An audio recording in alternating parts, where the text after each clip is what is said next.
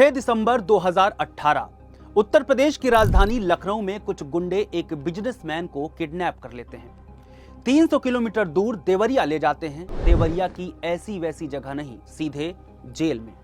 Jail में businessman के हाथ पैर बांधकर उसके मुंह में कपड़ा ठूंस दिया जाता है और जी भर पीटा जाता है। प्रॉपर्टी के लिए सादे कागज पर साइन करवाए जाते हैं और उससे कहा जाता है कि तुम जिंदा इसलिए बच गए क्योंकि जेल के अंदर हो।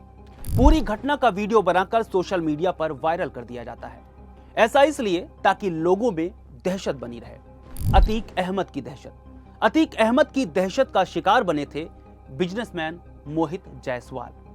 अतीक के आतंक का एक बहुत छोटा सा ट्रेलर मात्र था ये, लेकिन हम आपके सामने उसकी पूरी आतंकी फिल्म रखेंगे। बताएंगे कि कैसे एक तांगे वाले का लड़का माफिया डॉन बन गया। वो कौन था जिसकी हत्या करने के बाद इलाहाबाद के लोग अतीक के नाम से कांपने लगे थे। अतीक के राजनीतिक सफर पर भी चर्चा करेंगे और ये भी बताएंगे कि सांसद और विधायक रहते हुए उसने कैसे अपने माफिया साम्राज्य को आगे बढ़ाया। फिर आखिर में बताएंगे कि क्यों अतीक अहमद का नाम इन दिनों सुर्खियों में बना हुआ है।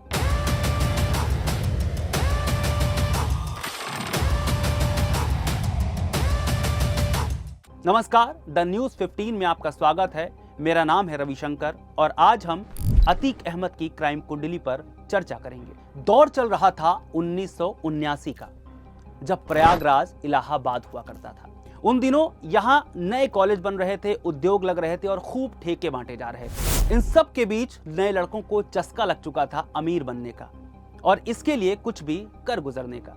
इलाहाबाद में ही एक मोहल्ला है चकिया, जहां फिरोज अहमद नाम के एक शख्स हुआ करते थे। तांगा चलाकर अपने परिवार का पेट पालते थे। इसी फिरोज का एक बेटा था जो पढ़ने में कम, बदमाशी पर ज्यादा फोकस करता था। 10वीं का रिजल्ट आया तो फिरोज का बेटा फेल हो गया, लेकिन बाहुबल्य और अमीर होने के लिए, हर परीक्षा में पास होने के लिए उसने प्लान तैयार कर रखे थे। वो भी सिर्फ 17 बरस की उम्र में, जब उसे वोट देने का अधिकार भी नहीं था। लेकिन इसी उम्र में फिरोज के लड़के पर हत्या का आरोप लग चुका था। आरोपी का नाम था अतीक अहमद, फिरोज तांगे वाले का लड़का। अतीक अहमद यानी फिरोज तांगे वाले का लड़का यहां से जो हत्या, रंगदारी और वसूली के धंधे में घुसा, फिर कभी वापस नहीं लौटा। इलाहाबाद में लोग अतीक के रसूख से खौफ खाने लगे। पुलिस प्रशासन में इसके नाम का डर बैठ गया था। लेकिन अपने खौफ के जाल से अतीक अब भी पूरी तरह से संतुष्ट नहीं था, क्योंकि अभी भी इलाहाबाद में अतीक अहमद से बड़ा आपराधिक साम्राज्य किसी और का था, जिसे लोग चांद बाबा कहकर बुलाते थे। ये वो चांद बाबा था जिसे पुलिस वाले और नेता मारना तो चाहते थे, लेकिन कभी हिम्मत नहीं हो पाई। इस चांद बाबा का वर्चस्व ये था कि इलाहाबाद के चौक और रानी मंडी में अगर कोई वर्दी वाला पहुंच गया तो बगैर पिटे वापस नहीं जाता था। यानी नेताओं और पुलिस वालों के पास एक ही रास्ता था, खौफ के खिलाफ खौफ को खड़ा कर दिया जाए। तो अतीक को नेताओं और पुलिस वालों की शह मिलने लगी। साल बीते, अब अतीक अहमद चांद बाबा से ज्यादा खतरनाक हो चुका था। वो लगातार लूट, अपहरण और हत्या जैसी वारदातों को अंजाम देता था। अतीक के गुर्गों का नेटवर्क बढ़ने लगा। अब अतीक पुलिस के लिए भी नासूर बन चुका था। जिस पुलिस ने उसे अब तक शह दे रखी थी, वही उसे जगह जगह तलाशने में जुट गई। आखिरकार पुलिस ने उसे गिरफ्तार कर लिया। गिरफ्तारी के बाद लोगों को लगा कि अतीक का खेल खत्म हो गया है, लेकिन ऐसा हुआ नहीं। उन दिनों प्रदेश में वीर बहादुर सिंह की सरकार थी और केंद्र में राजीव गांधी की। कहा जाता है कि अतीक की गिरफ्तारी के बाद उसे छुड़ाने के लिए दिल्ली से एक फोन आया और अतीक जेल से बाहर आ गया। अतीक को जेल से बाहर आते ही समझ आ गया कि अब जेल से बचने के लिए राजनीति ही उसके काम आ सकती है। इसलिए उसने राजनीति में कदम रखना तय कर लिया। साल 1989 तक अतीक पर करीब 20 मामले दर्ज हो चुके। उसका प्रयागराज के पश्चिमी हिस्से पर दबदबा हो गया। 1989 में उसने पहली बार विधायकी लड़ने का फैसला किया। किसी पार्टी ने टिकट नहीं दिया तो निर्दलीय खड़ा हो गया, क्योंकि उसे पता था कि चुनाव जीतने के लिए उसका नाम ही काफी है। उसे किसी पार्टी की जरूरत नहीं है। अतीक के सामने कांग्रेस के गोपाल दास यादव प्रत्याशी थे। साथ ही अतीक का बढ़ता दबदबा चांद बाबा को भी अखड़ने लगा, इसलिए वो भी अतीक को हराने के लिए चुनाव में खड़ा हो गया। चुनाव हुआ, नतीजे आए तो अतीक को जबरदस्त जीत मिली। विधायक बनने के बाद अतीक ने सबसे पहले उसे खत्म करने का फैसला किया जो उसके बाहुबल्य के साम्राज्य में सबसे बड़ा रोड़ा था, यानी कि चांद बाबा। विधायक बनने के करीब 3 महीने बाद अतीक अपने गुर्गों के साथ रोशन बाग में चाय की टपरी पर बैठा था। अचानक चांद बाबा अपनी गैंग के साथ वहां आया और दोनों गैंग के बीच गैंग वॉर शुरू हो गया। पूरा बाजार गोलियों, बम और बारूद से पट गया। इसी गैंग वॉर में चांद बाबा की मौत हो गई। कुछ महीनों में एक एक करके चांद बाबा का पूरा गैंग खत्म हो गया। चांद बाबा के ज्यादातर गुर्गे मार दिए गए, बाकी वहां से भाग गए। चांद बाबा की हत्या का आरोप अतीक अहमद पर लगा, लेकिन विधायक होने की वजह से उस पर कोई एक्शन नहीं लिया गया। चांद बाबा की मौत के पीछे गैंग की मुठभेड़ को कारण बताया गया। आज तक अतीक इस मामले में दोषी साबित नहीं हो पाया है। अब 90 के दशक में आ जाइए। 1991 में उत्तर प्रदेश राम मंदिर की लहर में झूम रहा था। अतीक फिर से निर्दलीय ही खड़ा हुआ। इस बार उसने भाजपा के रामचंद्र जायसवाल को 15,000 से ज्यादा वोटों के अंतर से हरा दिया था। 1993 के चुनाव में भाजपा ने तीरथ राम कोहली को मैदान में उतारा, लेकिन नतीजा नहीं बदला। अतीक अहमद फिर बड़े अंतर से जीत गया और लगातार तीसरी बार विधानसभा पहुंच गया। कहा जाता है कि इलाके में हर बार बूथ कैप्चरिंग होती, लेकिन कोई भी इसकी शिकायत करने प्रशासन के पास नहीं जाता था। लगातार 3 बार जीता तो मुलायम सिंह यादव ने उसे मिलने लखनऊ बुला लिया और पार्टी में शामिल कर लिया। इस तरह से अतीक पहली बार किसी राजनीतिक पार्टी के बैनर तले 1996 में उसी इलाहाबाद शहर पश्चिमी सीट से विधायक बना। इस बार जीत का अंतर 35,000 वोटों से ज्यादा हो चुका था। यह उस वक्त जिले की सबसे बड़ी जीत थी। लेकिन इस जीत के बाद उसका सपा से विवाद हुआ और वो सोनेलाल पटेल की पार्टी अपना दल में शामिल हो गया। 2002 में विधानसभा चुनाव हुआ। इस बार अतीक सपा के खिलाफ अपना दल के टिकट पर चुनाव लड़ा। 11,000 से ज्यादा वोटों के अंतर से लगातार 5वीं बार विधायक बन गया। उस वक्त सोनेलाल खुद चुनाव हार गए थे, मगर अतीक जीत गया। पार्टी को 2 सीटें मिली थी, पहली शहर पश्चिमी की और दूसरी फाफामऊ की, जहां अंसार अहमद विधायक बने थे। इस जीत के बाद सपा को लग गया कि अतीक जहां भी रहेगा जीतता रहेगा, इसलिए मुलायम सिंह ने उसे बुलाया और दोबारा पार्टी में शामिल करवा लिया। इस बार इनाम में विधायकी रही बल्कि सांसदी मिली, वो भी उस सीट से जहां से भारत के पहले प्रधानमंत्री जवाहरलाल नेहरू सांसद थे, फूलपुर। फूलपुर से सपा के प्रत्याशी अतीक अहमद के सामने इस बार बसपा की केसरी देवी पटेल थी, लेकिन वो भी अतीक अहमद के माफियाई तूफान को रोक नहीं पाई और अतीक एक बार फिर 64,000 से ज्यादा वोटों के अंतर से सांसद बन गया। इधर वो सांसद बना, उधर पश्चिमी इलाहाबाद सीट खाली हो गई। 6 महीने बाद उपचुनाव की तारीख का ऐलान हुआ। अब अतीक और उसकी राजनीति में एक बहुत बड़े ट्विस्ट का वक्त था, क्योंकि उसे यकीन था कि जो विधायकी की सीट उसने छोड़ी है उस पर उसका भाई अशरफ चुनाव लड़ेगा और जीत जाएगा। वो साल था 2004। चुनाव का वक्त आया तो अतीक के भाई अशरफ को चुनौती दी राजू पाल ने, जो कभी अतीक की टीम का हिस्सा हुआ करता था। बसपा से चुनाव लड़ रहे राजू पाल ने आखिर में बाजी मार ली। इस सीट पर राजू पाल जैसे नए नवेले नेता की जीत ने अतीक अहमद को अंदर से हिला दिया, क्योंकि अब बात एक बार फिर अतीक के रसूख पर आ चुकी थी। तो उसने तय किया कि राजू पाल को जड़ से ही खत्म कर देंगे। इसी के तहत अक्टूबर महीने में राजू पाल के काफिले पर हमला कर दिया गया। अगले ही महीने राजू पाल के ऑफिस के पास बमबाजी हुई और फायरिंग होने लग गई। दिसंबर में भी उनकी गाड़ी पर फायरिंग की गई, जिसके बाद राजू ने अतीक अहमद से जान का खतरा बताया, यानी कि एक चुनाव का हारना और अतीक अहमद का ताबड़तोड़ हमलावर हो जाना। फिर तारीख आई 25 जनवरी 2005। दोपहर के 3 बजे होंगे। सुलेम सराय का बाजार तिरंगों से सजा हुआ था, क्योंकि अगले दिन गणतंत्र दिवस था। विधायक राजू पाल 2 गाड़ियों के काफिले के साथ SRN हॉस्पिटल से वापस अपने घर नीवा जा रहे थे। रास्ते में उनके दोस्त सादिक की पत्नी रोजखाना मिली और उन्हें अपने गाड़ी के आगे वाली सीट पर बैठा लिया। राजू पाल खुद क्लासिक ड्राइव कर रहे थे। पीछे वाली सीट पर संदीप यादव और देवीलाल बैठे थे। पीछे जो स्कॉर्पियो चल रही थी उसमें 4 लोग बैठकर आ रहे थे। काफिला सुलेम सराय के GT रोड पर ही था। तभी बगल से तेज रफ्तार मारुति वैन राजू पाल की गाड़ी को ओवरटेक करते हुए एकदम सामने आ खड़ी हुई। राजू की गाड़ी सड़क किनारे बांस बल्ली की दुकान पर जाकर भिड़ गई। वैन से करीब 5 लोग उतरे और बेतहाशा गोलियों की बौछार स्कॉर्पियो पर कर दी। राजू पाल को कई गोलियां लगी। फायरिंग करने वाले फरार हो गए।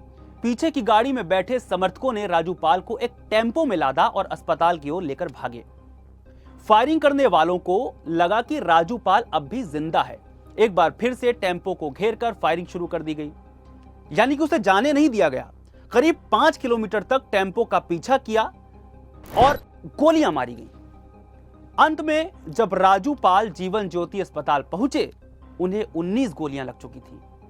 डॉक्टरों ने उन्हें मरा घोषित कर दिया। आरोप लगा अतीक अहमद पर। राजू की पत्नी पूजा पाल ने अतीक, भाई अशरफ, फरहान और आबिद समेत कई लोगों पर नामजद मुकदमा दर्ज करवाया। आपको बताते चलें कि 9 दिन पहले ही राजू की शादी हुई थी।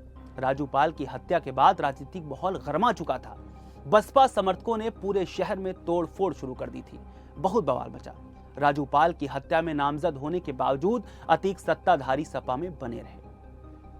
2005 में ही फिर उपचुनाव हुआ। बसपा ने पूजा पाल को उतारा।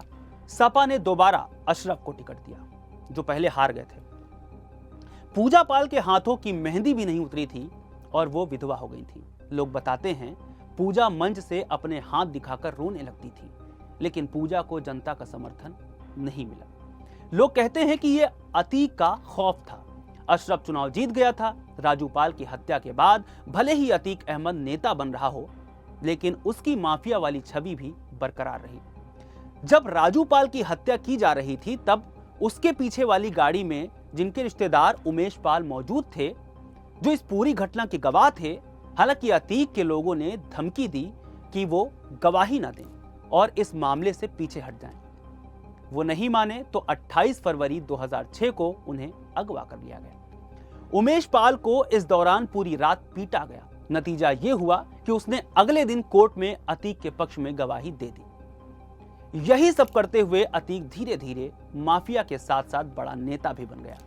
साल 2005 में राजू पाल की हत्या से पहले अतीक पर साल 1989 में चांद बाबा की हत्या, साल 2002 में नस्सन की हत्या, साल 2004 में मुरली मनोहर जोशी के करीबी बताए जाने वाले भाजपा नेता अशरफ की हत्या के आरोप लगे। ऐसा कहा जाता था कि जो भी अतीक के खिलाफ सिर उठाने की कोशिश करता, मार दिया जाता था। अतीक के खिलाफ अब तक 101 मुकदमे दर्ज हैं। साल 2007 में जब बसपा की सरकार आई तो हालात बदले। अतीक के खिलाफ कार्रवाई शुरू हो गई। अतीक को मोस्ट वांटेड घोषित कर दिया गया। गैंग का चार्टर तैयार हुआ। पुलिस रिकॉर्ड में गैंग का नाम दर्ज हुआ, IS। उस वक्त गैंग में 120 से ज्यादा मेंबर थे। 1986 से 2007 तक अतीक पर 1 दर्जन से ज्यादा मामले केवल गैंगस्टर एक्ट के तहत दर्ज किए जा चुके थे। अतीक पर 20,000 का इनाम घोषित किया गया था। उसकी करोड़ों की संपत्ति सीज कर दी गई, बिल्डिंगें गिरा दी गई। खास प्रोजेक्ट अलीना सिटी को अवैध घोषित करते हुए ध्वस्त कर दिया गया। इस दौरान अतीक फरार रहा। एक सांसद जो इनामी अपराधी था, उसे भी फरार घोषित कर पूरे देश में अलर्ट जारी कर दिया गया। एक दिन दिल्ली पुलिस ने कहा, हमने अतीक को गिरफ्तार कर लिया है। दिल्ली के पीतमपुरा के एक अपार्टमेंट से यूपी पुलिस आई और अतीक को ले गई, जेल में डाल दिया। अब आता है साल 2012। उस समय तक अतीक अहमद जेल में बंद था। चुनाव लड़ने के लिए उसने इलाहाबाद हाई कोर्ट में जमानत के लिए अर्जी दी, लेकिन उसका खौफ ऐसा था कि हाई कोर्ट के 1 या 2 नहीं बल्कि कुल 10 जज फैसला लेने से ही डर गए। इन 10 जजों ने केस की सुनवाई से ही खुद को अलग कर लिया। अब आगे भी कुछ कम खौफ नहीं था। 11वें जज ने सुनवाई तो की, लेकिन फैसला अतीक अहमद के पक्ष में दे दिया, यानी अतीक अहमद को जमानत मिल गई। अब जेल से बाहर आकर अतीक अहमद ने चुनाव तो लड़ा, लेकिन उसका दबदबा अब पहले जैसा नहीं था। वो चुनाव हार गया और हराने वाला कोई और नहीं, वही राजू पाल की पत्नी पूजा पाल थी, जिसकी 2005 में हत्या कराने के जुर्म में अतीक अहमद जेल में बंद था। इसके बाद 2014 के लोकसभा चुनाव में फिर से अतीक अहमद चुनाव लड़ा, लेकिन इस बार इलाहाबाद से नहीं बल्कि श्रावस्ती से। पार्टी थी समाजवादी पार्टी, लेकिन हार का ही सामना करना पड़ा एक बार फिर उसे। उस समय भाजपा के नेता ददन मिश्रा ने चुनाव जीत लिया था। इस तरह बाहुबली अतीक अहमद का कद लगातार गिरता चला गया। दिसंबर 2016 में मुलायम सिंह ने 2017 विधानसभा चुनाव के लिए अतीक को कानपुर कैंट से टिकट दिया। 14 दिसंबर को अतीक और उसके 60 समर्थकों पर इलाहाबाद के शियार्ट्स कॉलेज में ताबड़तोड़ और मारपीट का आरोप लगा। अतीक एक निलंबित छात्र की पैरवी करने कॉलेज गया था। उसने कॉलेज के अधिकारियों को भी धमकाया। वीडियो वायरल हो गया। यह मामला चल ही रहा था कि 22 दिसंबर को अतीक 500 गाड़ियों के काफिले के साथ कानपुर पहुंचा। यह वाकया बहुत ज्यादा मशहूर है। उस वक्त अतीक का यह काफिला सुर्खियों में बना था। इस बीच पार्टी के अध्यक्ष अखिलेश यादव बने। अतीक को पार्टी से निकाल दिया गया। शियार्ट्स कॉलेज मामले में हाईकोर्ट ने अतीक को गिरफ्तार करने के आदेश दिए। फरवरी 2017 में अतीक को गिरफ्तार कर लिया गया। हाईकोर्ट ने सारे मामलों में उनकी जमानत कैंसिल कर दी। इसके बाद से अतीक जेल में ही था। अब साल 2017 में उत्तर प्रदेश के नए मुख्यमंत्री योगी आदित्यनाथ बने। फूलपुर सीट से सांसद रहे केशव प्रसाद मौर्य उप मुख्यमंत्री बने। उन्हें फूलपुर की सीट छोड़नी पड़ी। सीट पर उपचुनाव की घोषणा हुई। जेल में बैठे अतीक अहमद ने निर्दलीय चुनाव का फॉर्म भर दिया। हालांकि फिर से हार मिली। इसके बाद 2019 के आम चुनाव में जेल से ही वाराणसी सीट पर मोदी के खिलाफ चुनाव लड़ गया। इस बार फिर जमानत जब्त हो गई।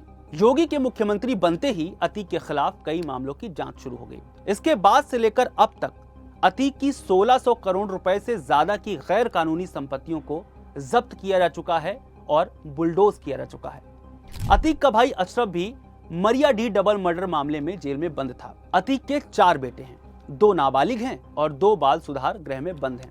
एक उमेश पाल हत्याकांड के आरोपी असद को पुलिस एनकाउंटर में मारा जा चुका है। एक अन्य जेल में बंद है। अतीक के बड़े बेटे उमर पर 26 दिसंबर 2018 को अपने पिता के कारोबारी दोस्त रहे मोहित जायसवाल को किडनैप करने का आरोप है। मोहित ने छूटने के बाद इसकी कहानी भी बताई थी, जिसका जिक्र हमने शुरुआत में ही कर दिया था। आरोप लगाया था कि उसे देवरिया जेल में जाकर पीटा गया। मीडिया रिपोर्ट्स बताती हैं कि अतीक अहमद और अशरफ की गिरफ्तारी के बाद और उसके बेटे के एनकाउंटर के बाद वो दोनों भाई डरे हुए थे कि कहीं उन्हें मार ना दिया जाए। अशरफ ने मीडिया से कहा था कि एक वरिष्ठ अधिकारी ने मुझसे कहा है, यानी कि जो अशरफ ने कहा, कि 2 हफ्ते में हमको बाहर निकाला जाएगा और मार दिया जाएगा। आखिरकार अशरफ का वो डर सच साबित हुआ। अतीक अहमद और अशरफ अहमद को 15 अप्रैल की रात मीडिया के सामने गोली मार दी गई। अशरफ ने कहा था कि जिन अधिकारी ने मुझे यह बताया मैं उनका नाम नहीं बता सकता, लेकिन अगर मैं मारा गया तो एक बंद लिफाफा मुख्यमंत्री और सुप्रीम कोर्ट के मुख्य न्यायाधीश और इलाहाबाद के मुख्य न्यायाधीश के पास पहुंच जाएगा। खैर, जिस तरह से अतीक अहमद और उसके भाई अशरफ की मौत हुई, ये सिर्फ उत्तर प्रदेश की कानून व्यवस्था पर ही नहीं बल्कि मुख्यमंत्री योगी आदित्यनाथ के शासन पर भी बड़ा प्रश्न चिन्ह लगाकर चले गए। प्रदेश के इतिहास में ऐसा पहली बार हुआ था जब मीडिया से बात करते हुए किसी दुर्दांत अपराधी या किसी की हत्या कर दी गई हो, वो भी तब जब 10 से ज्यादा पुलिस वाले उसकी सुरक्षा में तैनात थे। मगर अब लंबे वक्त के बाद इस मामले में पुलिस को क्लीन चिट दे दी गई है, जिसकी हम शुरुआत में चर्चा कर रहे थे कि आपको बताएंगे कि अतीक अहमद एक बार फिर से क्यों सुर्खियों में है। दरअसल बीते गुरुवार यानी 1 अगस्त को उत्तर प्रदेश विधानसभा में पेश की गई न्यायिक आयोग की जांच रिपोर्ट ने पुलिस को इस मामले में बेदाग बताया है।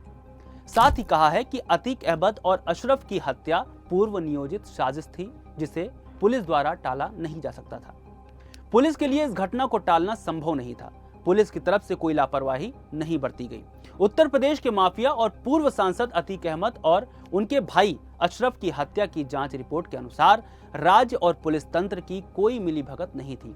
आयोग की जांच में पुलिस या राज्य तंत्र की संलिप्तता का कोई सबूत नहीं है।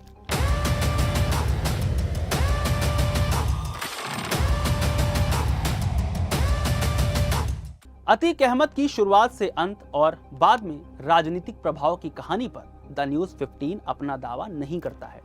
हमने ये कहानी किताबों, अखबारों और बयानों के जरिए ली है।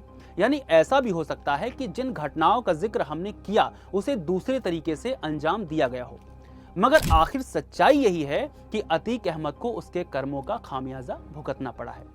फिलहाल द न्यूज़ 15 के आज की क्राइम कुंडली में इतना ही। उम्मीद है आपको ये जानकारी पसंद आई होगी।